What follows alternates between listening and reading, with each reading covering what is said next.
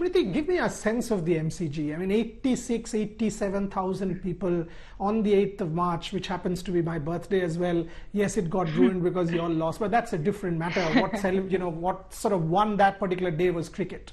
Cricket won. 86, 87,000 people at the MCG. Every moment was a statement that the game had arrived. The women's game had arrived.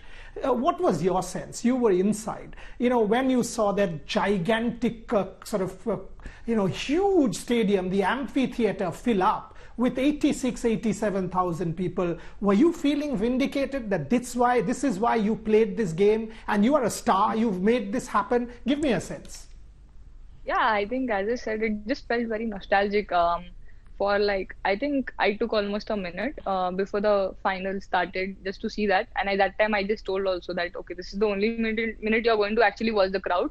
And after that, you're just going to concentrate on the game. Just don't focus. But in that 1 minute, yeah, definitely, I just felt amazing to see where women's cricket has reached. Because I remember I played at MCG in 2014. And it was, I think, there was not a single person who attended the match. It was India versus Australia, of course.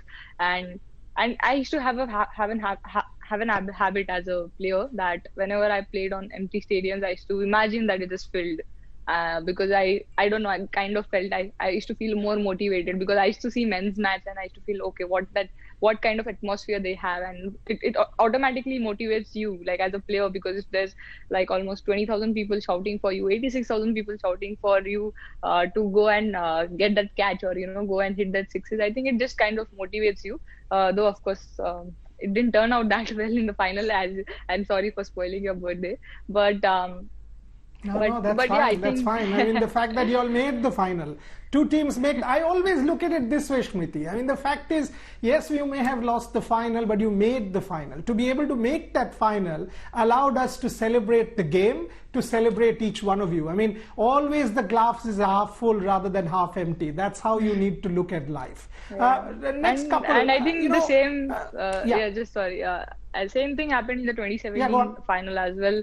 We had played in England in 2014, 2015 around, and even that time we were playing at Lord's. That match got washed out and it was still an empty stadium, and even at that moment Jhuludia and me and Shikadi had a time because we were very upset. She was like, don't worry, we'll play 2017 World Cup final here with the stadium filled. So we still kind of be like, okay, final the theek hai, stadium filled. We were still doubting it, will we ever be able to kind of generate that kind of crowd? So yeah, actually, it's kind of really nice to see people coming in to watch women's cricket and enjoying the atmosphere. Fabulous. I mean, and what a star you are. What a star you are to be able to do that. You being instrumental along with 21 other women and 10 others in that squad to be able to bring 87,000 into the stadium. How many of us can ever do that? And 1 billion plus watching in different parts of the world. It's fantastic, Smriti Mandhana. Absolutely fantastic. Now, a couple of important questions. Yes, we have achieved a lot.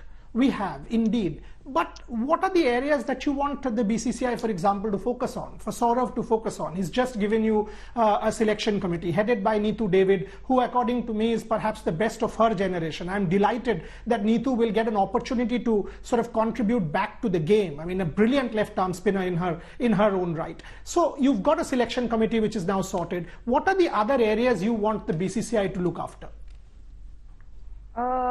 I think the way BCCI is taking women's cricket, it's going up quite positively, and I think, of course, as we discussed, women's IPL will be a major thing to contribute in the growth of women's cricket in the next 3 to 4 years, because that will change a lot of things, especially change a lot of things in our domestic circuit, because a lot of girls will get that kind of experience to play alongside all the international players and that kind of quality matches.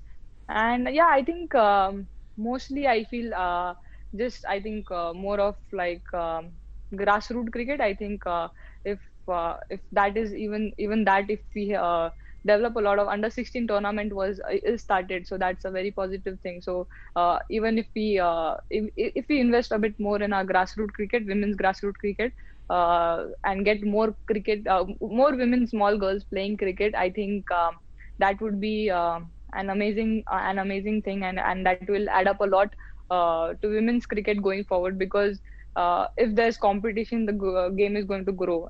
There's more girls playing. There'll be a lot more competition. If there's a lot more competition, there's a lot of scope of improvement. Because if there's competition, then you'll be like, okay, I need to get better. I need to get better. And individually, you actually get motivated with that kind of competition. So I think if you have to develop women's cricket, we need more girls playing, small girls playing.